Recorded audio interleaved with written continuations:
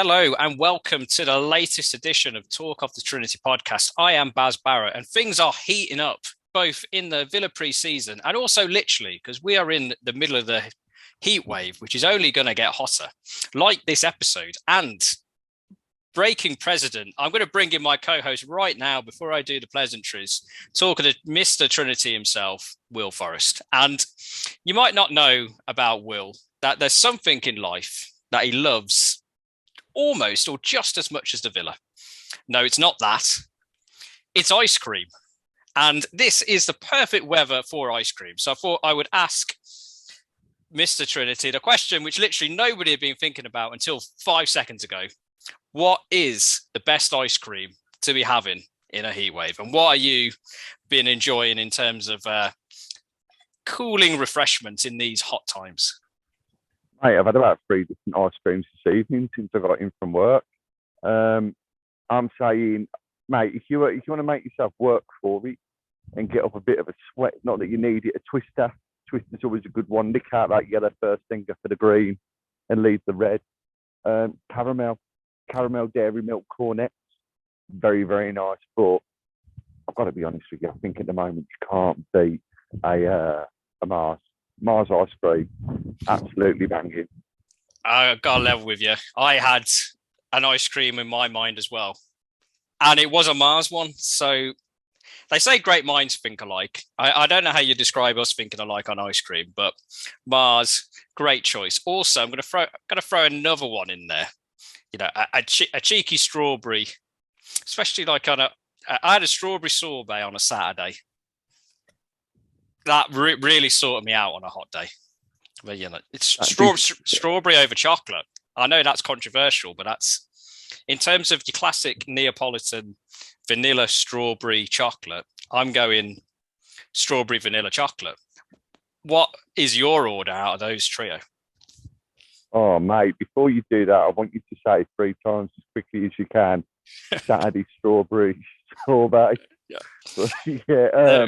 For me, I always eat the chocolate first because chocolate ice cream, guys, is a crime. Chocolate ice cream is the most disgusting thing ever. And for me to say that, a person who will eat 6 chocolate bars a day for my breakfast and will also eat a big 4-litre tub of ice cream for me too, can't do it. I hate chocolate ice cream. So that one's getting out of the way first. Then I eat the vanilla and I save the best till last. Strawberry all the way. Strawberry all the way. There we go. We agree with that order there. Chocolate, yeah, I similar to you, I enjoy chocolate bar, but chocolate ice cream, not so much. I mean, I'll eat it if I have to, but I'm avoiding those situations if at all possible. But speaking of things that you shouldn't be avoiding our Twitter page at Talk Trinity, whereby, apart from ice cream aside, we might even whack out a poll in terms of what is the best of the Neapolitan. No guarantee that we will. I don't run the Twitter page. But on more serious matters, we're keeping you up to date with all the latest Villa news, transfers, pre-season games, rumours, polls, some other stuff that we'll throw in there, not ice cream related. Or if you like your Villa content a bit more sedate, you can check out our YouTube page at Talk of the Trinity, whereby you can catch up with all our past episodes, and some of which have our delightful visages, some of which don't. You know, it's a pick and mix, you know, mixing the sweet treat metaphors there as to whether you'll get a bit of me and Will or not. Or if you just like it straight audio style, like it needs, then you can check out our episodes on our audio providers, Apple, Amazon, Spotify, Google, some other ones that we are on. We're also on FanHub. I keep getting emails from people pretending, or maybe they're not pretending to be from podcast providers, saying that we're the best thing ever and that we should be on there. So we might be on there, but by the time you are listening to this episode, who knows? But speaking of things we do know what the new kit looks like now. And we've teased in previous episodes, we will be doing a full rundown of kits in the Premier League. But before we go into Villa against the world, just focusing on the Villa kit, what did you think of the Villa kit, Will? I think for what the Villa kit is, and I hate this because I'm coming across as negative all the time at the start of every episode, unless I'm talking about ice cream. Um, I would say that it's quite disappointing that ours is one of the best kits because ours doesn't deserve to be ranked as one of the best kits. It's just the same as what we had a couple of years ago. I mean, I like the chevrons. That's a little bit different to what we were expecting. But it's a box standard Villa kit, isn't it? Really, let's be honest. I don't think it needed all of the rest of the kazoo stuff on the front of it, but it is what it is. You know, I'm looking forward to seeing what the away shirt looks like. In particular, and I'll be honest, yeah, I'm 35, but like a lot of our moms or our dads still want to get us the brand new Villa shirt for Christmas or for our birthdays, or just for being good boys. And I think that's why my mom gets me mine. However, I said to her, Villa shirt, no, not this season. I'll have the training top. The training top, oh, they're wicked, absolute quality. That grey one that they're rocking at the moment out in Australia is spot on. And some of the tracksuits and all the other stuff I'm really liking. But the home kit's a bit underwhelming. I'd love to see something different from us, you know. I mean, I don't want to see anything like that Crystal Palace one, spoiler alert. But you want to see something either really like smart traditional, you know, or something out there. But the one that we got just seems to be a bit of a template, and they forgot to sort of kit out for us, and it got to the deadline, so they banged on a couple of chevrons. What about you? Are you liking it? I'm similar to you, to be honest, in terms of underwhelming. I think was the word you used, and I think there's only so much you can do in terms of if we wasn't claret, there'd be an uproar. So you've got to have that in there. But yeah, similar to you, I did feel like it's similar to kind of what we've had before, not really, setting the world on fire. I mean, ultimately, kits go down as iconic if you win something in them. So hopefully we'll be remembering this kit in the future as one of the great kits after winning the FA Cup, or a favourite for you. Maybe we draw West Brom in the League Cup and we beat them, and then I'm sure that will elevate this kit up your list of favourites from the Villa perspective. Oh yeah, definitely. That would definitely give it, an advantage. But I look back at the old kits, and we're both right. They're the same thing. However, I want to see a lot more claret. My favourite kit of the last few years, and I think it's fair to say every Villa fan's favourite kit of the last few years, is the one that we got promotion in, the Luke kit, and that was claret. That was just claret with a little blue trim. And I think that's something that we should be looking to go back to. The 1984 kit as well, the Cox Sportif, I think it was, that made it. It's before my time. Mainly claret with a round neck blue trim as well. But one of the other favourites of recent memory, though, it goes sort of against what you said. We did get to a cup final in it. However, it didn't end how we wanted. That 2000 kit where we lost to Chelsea in the cup final, the stripes, loved it, mate. Absolutely beautiful. And even the old Saunders Atkinson claret one with the thin blue stripes, the Muller Asics one. Very nice. Bring that back out. Bring something like that. That'd be beautiful. Modern twist and all that, my face in the middle. Well, that would be a way to increase traffic to our Twitter page. We could have our handle underneath your face. I mean, or even kind of in your kind of not wishing to visualize this too much to scare our listeners, but in your face, like in terms of mouth open, Twitter handle there. I mean, what a sight for sore eyes that would be on a rainy December afternoon down at Villa Park.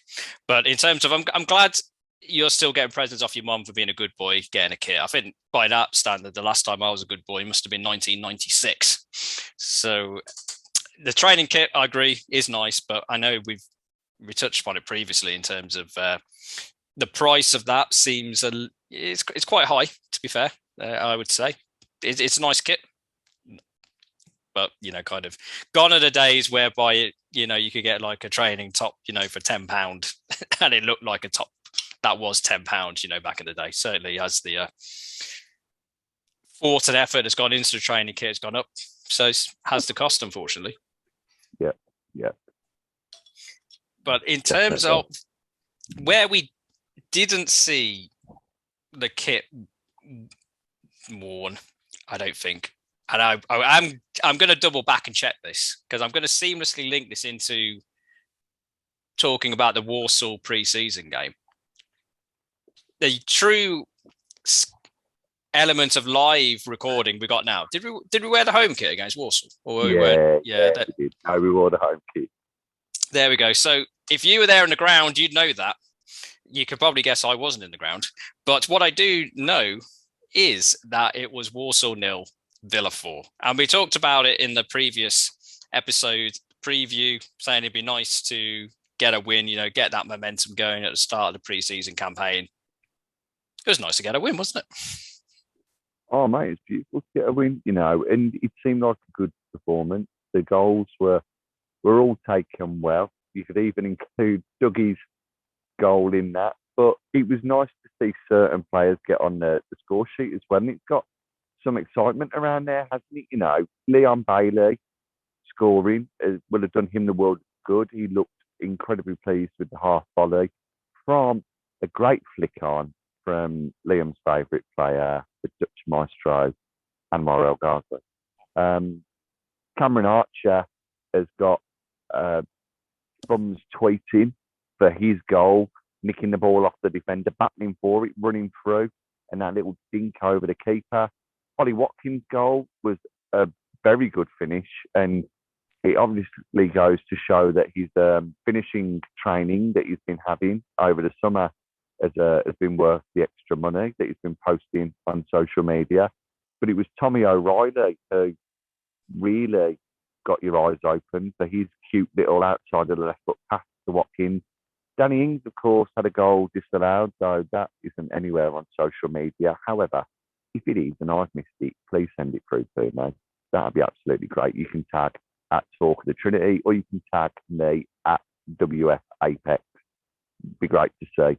And then obviously Dougie Louise has been watching my Jake with his corners and swung it straight in to the back of the net. But a good 4-0 win, a professional win, a lot of game time for youngsters as well, and some performances there that have had fans and the press purring. Morgan Sanson was up for it, had some fire in his belly with his new little short haircut, his direct passing, breaking the lines, getting forward. Also, though, interestingly, a different formation in the first half. He went for the 4-2-3-1 formation. It looked like El Ghazi was in the 10 role with Bailey left, 30 right, Archer up front. Does that, to you, seem to indicate that maybe there's going to be another formation for us to consider going into the new season, and that's why he's keeping a hold of Bertie and Bailey so that he can put them out wide and maybe go for a 4-2-3-1 when needed? So I think you always want to have the option of tactical flexibility depending on the opposition to be able to mix it up. So if you're going to try out a different formation, pre-season is the best time to do it. In terms of when you would think we would do that in the league, you would like to have another player to sit in that 2 available in order to really strengthen that place. I mean, if you're going to play that formation, you'd assume Kamara would play in one of those, and then it's a little up in the air at the moment in terms of who would be next to him. Would it be Dougie Louise if he's still there? Would it be Nakamba? Is it going to be somebody else? Could you even have a wild card and perhaps put John McGinn back there in the defensive role, perhaps? But as you said, there were some performances that the fans were wanting to see, hoping to see, that happened. I mean, I'd say in terms of Carlos, looked solid. I think he'd need about 4 kits to, contain his kind of physique. I mean, he's looking sharp already. Archer, speaking of sharp, I mean, that was a clinical striker's finish, which you want to see. Always good to see Bailey get some minutes. Traore, I mean, we'll be able, I'm sure, to touch upon Traore in a couple of weeks. Spoiler alert, when we are doing our filler preview for the season, where we might even have a guest or two coming to join us for that one. So you'd have to, do we anticipate he's going to be there on the first day of the season? My gut feel is if he's still there, it's because we didn't get an offer that we wanted, rather than him being part of the tactical plan of Gerrard moving forwards during the course of the season. But we touched upon Traore previously. Last season, really decimated by injuries. So if you can get him fit, he's not a bad option. I mean, in terms of the mainly behind closed doors or fully behind closed doors season, he had a good run in terms of getting a few goals. So, he's not one of those players who you think is a completely lost cause if you did have to have him. And I think he's a good squad option to have.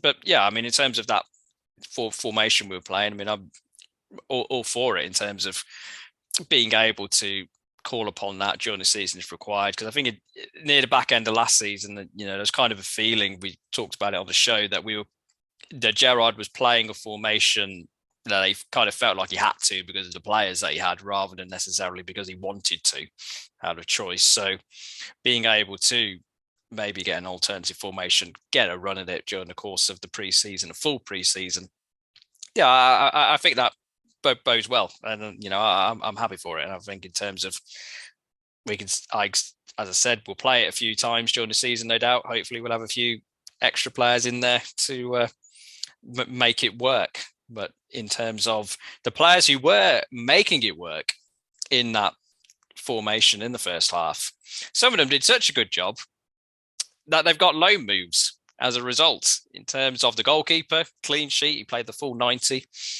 Sinisalo on loan at Burton Albion now. We had, I'm sure, right, Azaz played centre midfield, and he's gone on loan to Plymouth. Yep, him and Nakamba. Yep. And somebody who didn't play, as far as I can tell, frantically looking at the team sheet, Louis Barry on loan to MK Dons. So League One, I think all of those are, unless Burton got relegated last year. But yeah, not Championship, but you would hope in terms of that level of football that you're going to be getting regular game time in those teams in that league. And I would say fairly beneficial, really, in terms of those players. They look that big. If they're playing regularly, I think they're good moves. Any of those particularly stand out for you as a good fit, or I'm not sure about that team or that level, maybe a bit higher or a bit lower? I'm quite happy with all of the levels that the players are at. Sinisalo hasn't had many games throughout his career, so playing regularly for Burton would be a big step up for him in League One. It's going to be a physical league. It's going to be one where you've got, strikers barging into you, using themselves as a battering ram, really. Louis Barry showed that he could cut it for Swindon last year, especially after that awful loan move for him at Ipswich, where he just didn't really get the opportunities there. So stepping up to play League One with MK Dons, hopefully he can show what he can do. And Finn Azaz had a great season last year also. Newport County, if I remember correctly, and one of the Team of the Year players. But we haven't seen a lot of him since he's joined us, but there's a lot of talk about what a smart, clever central.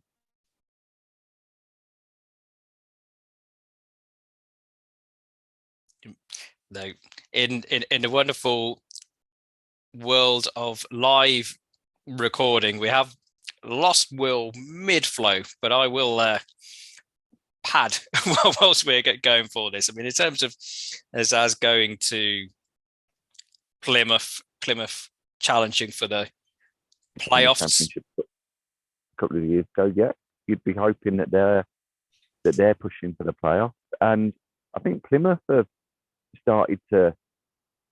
They came up to League One last year, didn't they? So they'll be hoping to do a little bit better this time round after establishing themselves in League One. So let's see what Azaz can do. And I wouldn't be surprised if we saw a few more loan moves going out there. And we both know that Derby County are in the market for players, despite signing about 64 last week that just jumped off the bus outside their house type of thing. So maybe the likes of Chris N and Brad Young, those sort of players, maybe even Cameron Archer, though I'd hope he sticks around.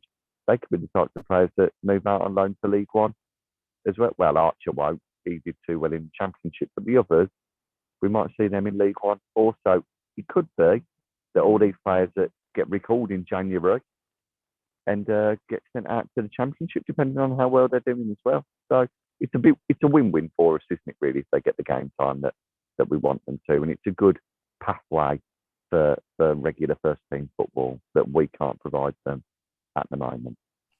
Yeah, I mean, getting those regular games is a win-win, as you say. And some of our youngsters who were getting some more games, we'll mention it very briefly because we lost. A few of our young players played at Hednesford away in a pre-season game. Reporter on the scene tells us that we were 3-0 up and we lost 4-3. But El Ghazi played. There was a little bit of speculation as regards whether that was a sign that he had fallen out of favour with Gerrard. He's subsequently confirmed, Stephen Gerrard, that it's because El Ghazi's partner is about to give birth, so he was allowed dispensation to stay at home rather than go with the players on the tour to Australia, which we will touch upon later on in the podcast. But speaking of players who are going on the Australia tour, we've had a new signing on loan. Swedish left-back Ludvig Augustinsson from Sevilla on loan for a season with an option to buy. It was fair to say a bit of a surprise in terms of when the rumours started coming out. And in Villa fashion recently, we got the deal done very quickly after the rumours started coming out. What are your thoughts on that one? Solid signing or still scratching your head? Solid signing, yeah. You know, it makes sense to sign him. I mean, if you're a Football Manager fan from back in the day, you knew that he was quality at IFK Gothenburg. He's obviously gone on to do well. He's a regular for Sweden, has been playing for Sevilla as well, appearing in the Champions League and the Europa League for them. He's probably got about 5 Europa League titles to his name. He'll bed in a lot quicker because of knowing Diego. And Swedish players, they tend to do all right for us, you know, Allback, Mellberg. I'm sure there are a few others as well that we can touch upon. But I think in many ways it's a win-win, isn't it, for us? Because if he does really well and he challenges in enough, and then Christian needs another season or two out on loan, or it doesn't quite work for him, then we've only got to pay another 4 million to sign him up, and it's an experienced international. If Christian goes out on loan, which we expect him to do, and he tears it up for the club that he joins, which we also expect him to do, then he comes back next season. We can say to Augustinsson, thanks for everything you've done, but actually we're going to send you back to sunny Spain, but all the best for the future, and thanks for representing the Claret and Blue. Then it works out for us again. It's a nice little signing. We can't always have world-class signings like Coutinho and Kamara and Carlos walking through the door. Sometimes you have to have these other ones as well that are going to help build the squad. And I put on Twitter the other day, our second team, or our backup team, our cup team, if you like, looks decent. We look like we've got some depth now, which is something that we were lacking last year. As we know, as you've mentioned in the last 5 or 10 minutes, Gerrard had to play a formation to adapt the players rather than having the players to adapt to a formation. But with these players now coming in and them having the experience that we need, then it can only do us good in the future. So I think it's a good, solid signing. I don't expect him to set the ground or the world alight, ground or world, whichever he wants to do. But I do expect him to be decent enough when Luke Dean is unavailable for selection, or in those cup games against Oldham Athletic at home on a cold Tuesday or Wednesday night at Villa Park. Yeah, I mean, I think we'd asked previously what type of signing would we be able to get at left back, because we needed a backup to Digne. But knowing that Digne was so entrenched as the first choice, it's always difficult to entice players to come. I mean, we were linked with Aaron Hickey, who's gone to Brentford. You'd have to, I mean, we don't know how seriously our interest was progressed, but if we were interested from his perspective, you know, a young player wanting to get experience, he'd be looking at Digne going, I'm not going to get the team past him. Brentford, I got more of a chance of playing every week. So it's difficult to kind of get a type of player who you want to play every week, because you've already got somebody you want to play every week. So in terms of Ludwig, as we'll see if the Terrace Chants have something to say around Ludwig in a song. I haven't seen enough of him live to make a determinative judgment on his ability or otherwise, but it's a sensible signing. He's an international player, proven at a high level, somebody to slip into the backup position as required. You can't really go too far wrong in terms of, you know, kind of we pay a loan fee, you know, a couple of million perhaps, you know, for a season, especially as you mentioned. $500,000 apparently, 500k for the loan fee, but 4.5 altogether if we sign him. That includes the loan fee. So 500k, that is right. That's a bargain. Yeah, you can't really argue. Yeah, I don't think you can argue with that, but especially in terms, as you mentioned, we got young players who may be ready to push for a first team consideration next season or perhaps the season after. So yeah, I think it's a sensible bit of business, and I think it's similar. Not entirely on all fours, but getting Chambers in on a free transfer, you can't really go wrong with that type of business. Ludwig, I don't think we can go wrong with that type of business.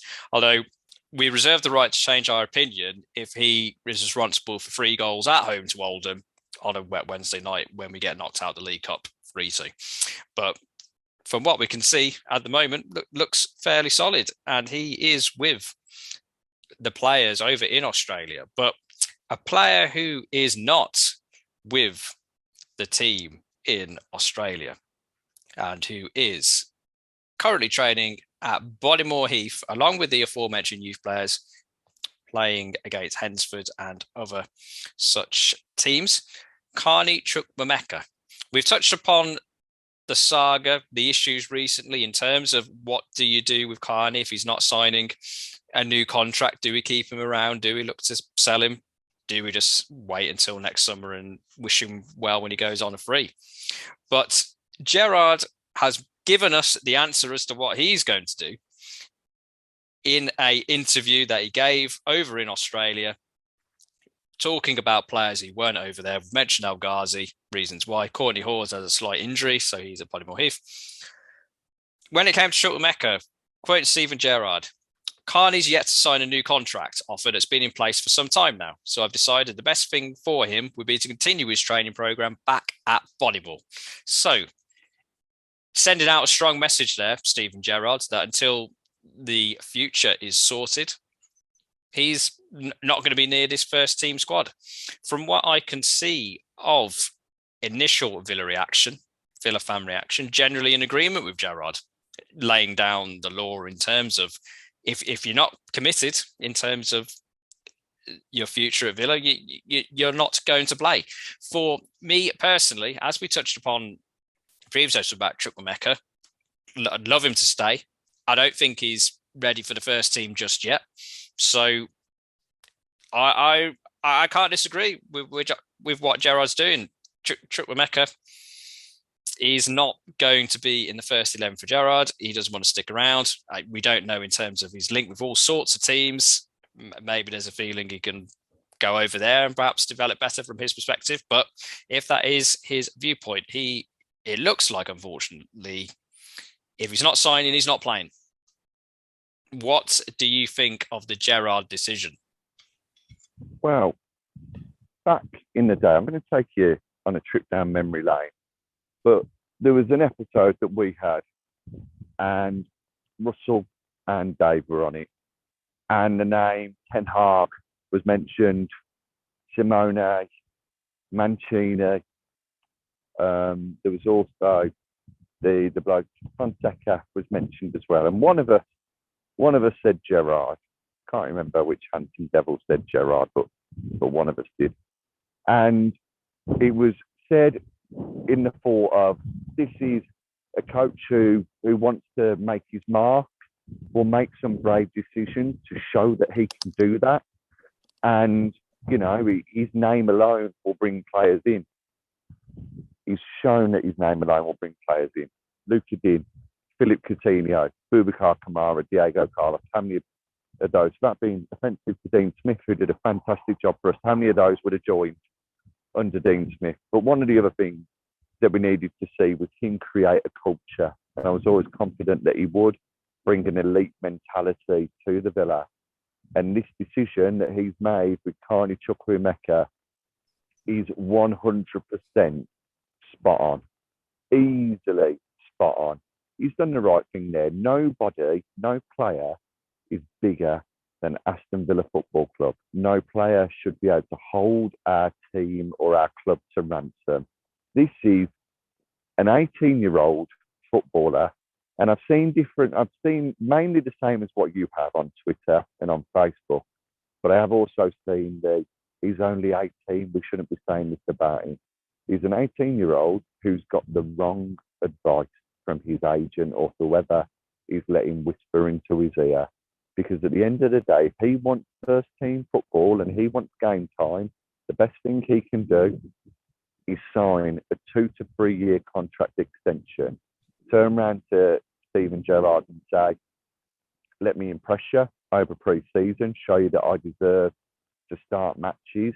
And if I don't, or if you don't think I'm quite ready yet, then will you send me out to the Championship or to the Bundesliga, to Liga or to somewhere else, maybe Eredivisie, you know, and go and play some first team football for a season for a team like a Feyenoord, for a top team in France, you know, as we've mentioned before, and really get that European football exposure, not just in European competition, but actually a different style of football. Come back, show what you've learned, and then make sure you get into the Villa team the following season. And then when you've got into the team for a year and you've played 20, 25 games and you've done a Jacob Ramsey and you've shown that the hype was justified, then come ask for a new contract that's worth a lot of money, that has the assurances that you want. But at the moment, from what I understand from reading Twitter, the money you're asking for and the demands on game time, you've not earned it yet. And Gerrard has done the right thing.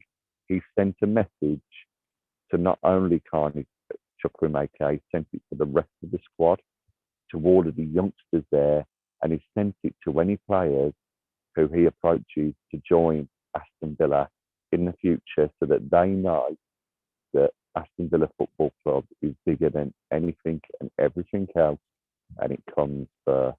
No player or no person comes before them, and I think that's just amazing, to be completely honest with you.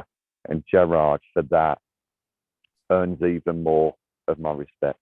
I mean, do you see it the same way? Do you think it is a case of Gerrard saying the club comes before anybody else and no player is bigger than the club? Is this the type of decision making that you'd expect at and I'm going to say their name, at a Liverpool, at a Man City, at those type of teams, that players aren't bigger than the club? Or do you think that that's not the case, especially when you hear about who Salah has had Liverpool over a barrel, though at the same time Mo Salah has been doing it consistently for the past 5 or 6 years, absolutely banging them in the Premier League. What do you think? I think you use the phrase "nobody's bigger than Aston Villa," and I think that most Villa fans would have a similar sentiment. But I'd say in terms of you could pick any club in terms of the players teams who our players gone out on loan, like Burton. if somebody at Burton was in a similar situation, you'd have the fans of Burton saying nobody's bigger than Burton. Plymouth, same. MK Dons, the same. So I'm focusing it on a football mind frame. I mean, in terms of there might be rumours about how much money he wants and advice and such things. I'm not, we will leave others to speculate in respect to that. But it boils down to Chukwuemeka. He has 1 year left on his deal. He doesn't want to sign another one because he thinks he should be playing regular first team football. Gerrard doesn't think he's ready to play regular first team football. Chukwuemeka is entirely within his rights to turn around and say, I'm not signing a new deal because I think I should be playing every week. And so if I'm not going to play, I'm going to go at the end of my contract. And he's got the right to do that. And, regardless of whether it be a popular decision or not, that is the way contracts work. On the other hand, you're coming back to your point about Gerrard. Gerrard, as manager of the club, has to look at Chukwuemeka as an individual and the team as a whole. Looking at Chukwuemeka individually, Gerrard has made the call that he doesn't think Chukwuemeka is ready to play first team football every week. And so he's not going to play him every week in the first team. When he talks about maybe there's more scope for him to come as a sub, maybe we could send him out on loan. You mentioned if he was going to stick around, there's options. That's the decision Gerrard has made. And he doesn't think he's going to play every week. And so he's not going to play him every week. He's not going to play him when he thinks he's not ready, just to try and twist his arm into signing a new contract. From what I've seen of Chukwuemeka in a Villa shirt, I can't disagree with Gerrard's decision in that regard. I can't say I've seen enough of Chukwuemeka when he's been playing for Villa to think, oh my God, he's get him in the first team every week. I mean, we touched upon it. We probably wouldn't be in either of our first choice 11s currently. That's a different question to, do I think he'll be a good player in a few years' time? Yeah, I think he probably will be a good player in a few years' time. But unfortunately, we haven't got the luxury of keeping him around for a few years if he doesn't want to stick around for a few years. And again, we talked about the younger players. We talked about some who played against Walsall. There's younger players who I would be more concerned about if they were in a similar situation. And I would be, again, I'd agree with you in terms of you don't play players just if you don't think they're ready, just for the sake of it, to try and make them stay.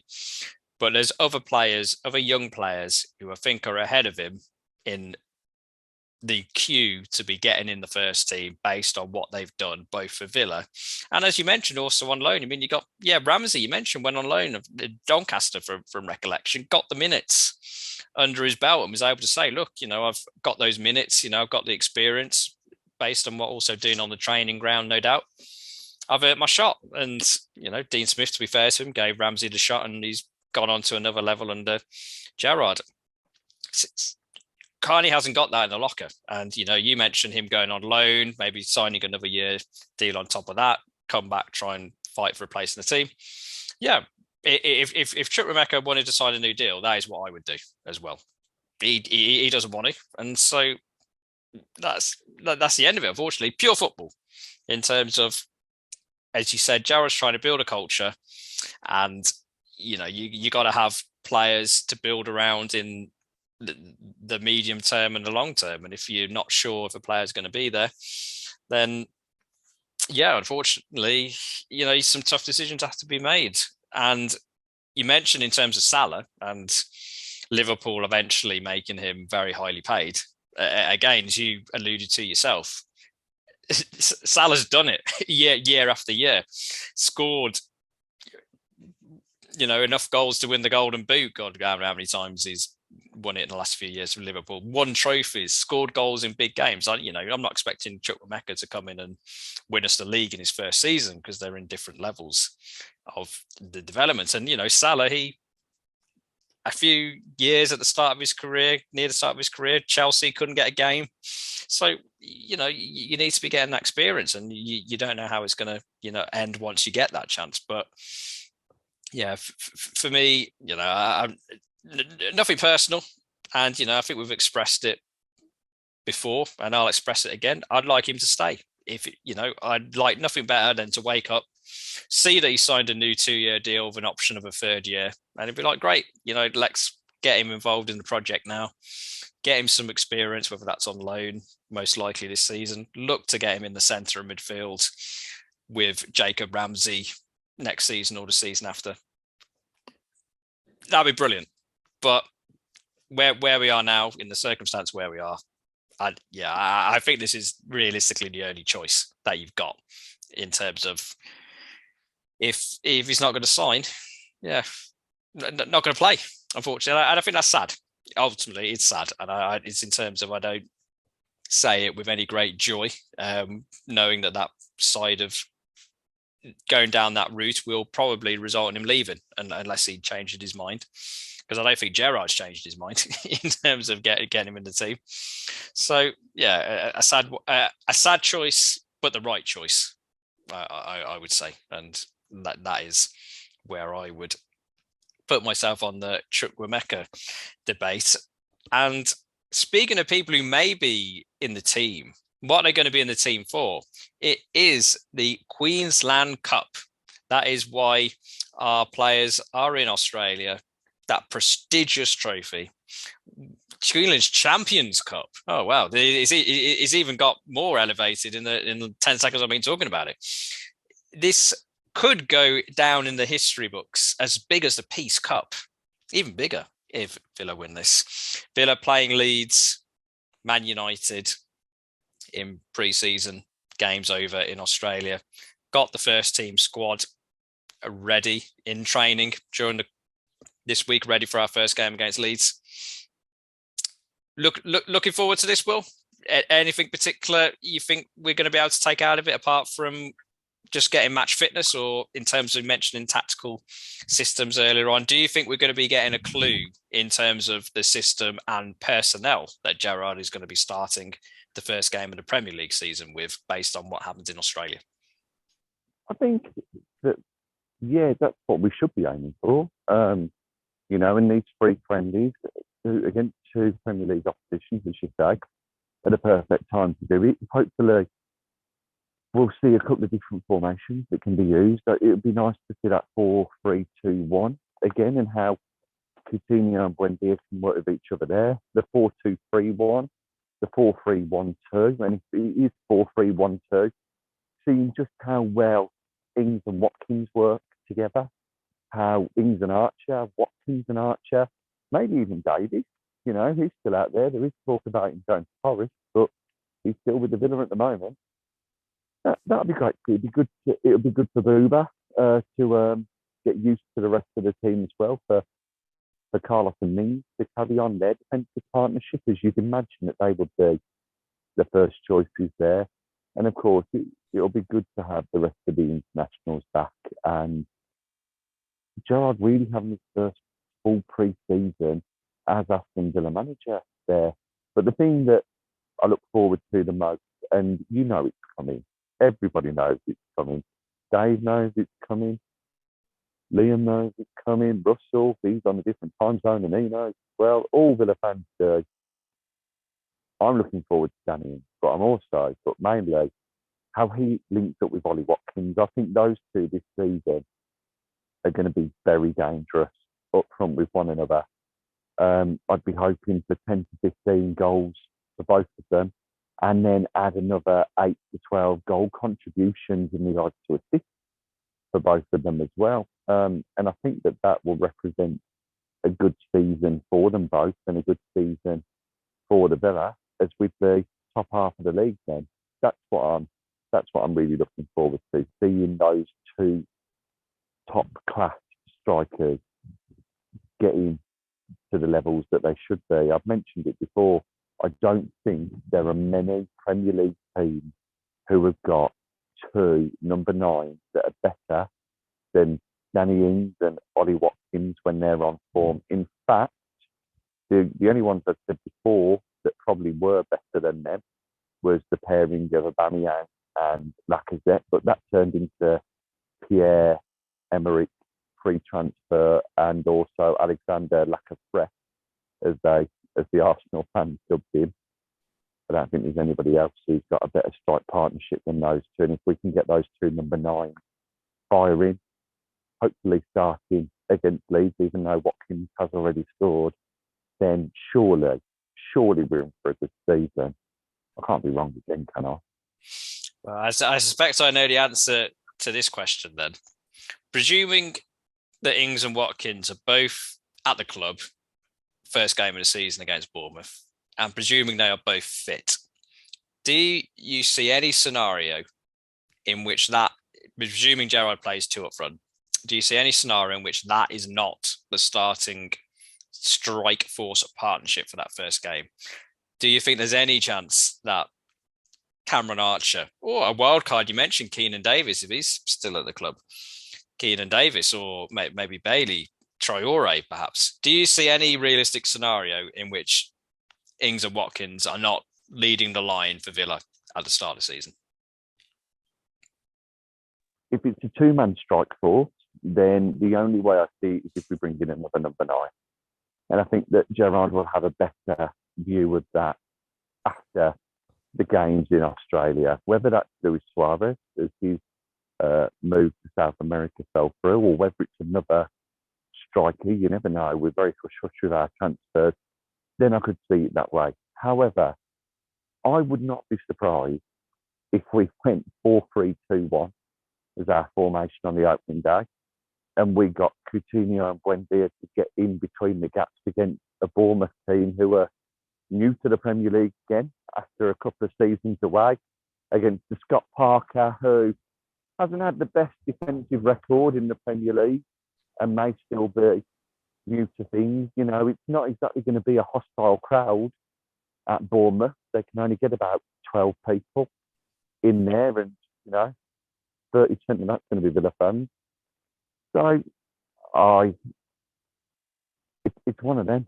I think he'll go with 2 behind, but it would be nice to see those 2. But yes, I can see it being somebody different partnering one of them up front if they bring in a different number 9. And I would imagine that Ollie Watkins will get the nod over Danny, mainly because of his work rate off the ball and how he runs the line. Yeah, so it will be interesting to see whether the games in Australia do influence Gerrard's decision in terms of which formation to start with on that opening game of the season, and also in terms of the personnel that will be playing in that opening game. And we will be bringing you our Villa preview, as we mentioned, with some special guests in a couple of weeks' time. We'll also be bringing you our Premier League preview in a few years' time, based on the rip-roaring success that we had at the end of last season with our predictions. We're going again in terms of what our thoughts on the Premier League are in terms of relegation, Champions League, champions of the league, and everything else literally in between. We will be bringing those episodes to you thick and fast. I mean, this time next month, the season will already be in full flow. I think we already would have played a couple of games. So, you know, there is no time to even get ourselves settled. But what there is always time for is to go and check out our Twitter page at Talk Trinity, whereby we will be keeping you up to date with all the news and goings on in Australia, which I should mention, there's also another big game in Australia happening this weekend. Final test of the Rugby Union Series, England-Australia. Come on, England. Let's have the 2-1 series win. But when you're not on our Twitter page, checking out the Villa news, engaging in our polls, and when you're not watching rugby, because, you know, they have a different shaped ball, but it's all right. You can drink in the stands. Go and check it out.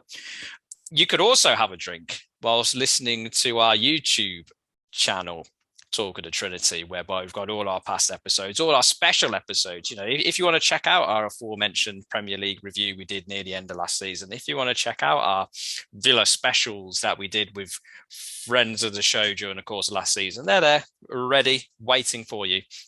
Or if you just want to listen to our dulcet tones, you can check out our audio providers on Apple, Amazon, Spotify, Google, Geezer, Deezer. We're on FanHub. We're on some other places. No doubt we probably will be on some more by the time you are listening to this episode. But But, you know, if you got your favourite provider, you go and enjoy yourself. But before I pass you over to Mr. Trinity himself for his final thoughts, take this opportunity to say thank you very much for listening. Carry on enjoying the heat. Enjoy your ice cream, whatever choice.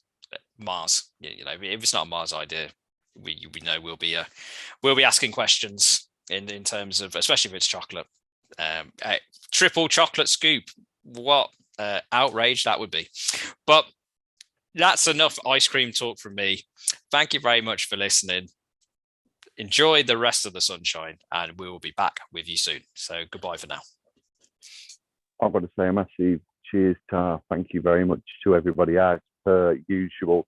And as Baz says, if you're happy with the strawberry and vanilla that are Will and Baz, then get listening to those past episodes. But if you want a nice little bit of raspberry ripple thrown in there as well, then there are some beautiful specials for you. But there will be no chocolate. There will be no mint chocolate chip either. How horribly disgusting. Why would you put garden in your ice cream? It's nearly as bad as salad. Anyway, forget about the rugby. No one cares about that. Baz does, I don't. But until next time, he's Villa till he dies. I'm Villa till I die. Will Carney Mecca be Villa until the end of the season? Maybe we'll have an answer next time. But until then, cheers, Tar. Thank you very much. Up the Villa.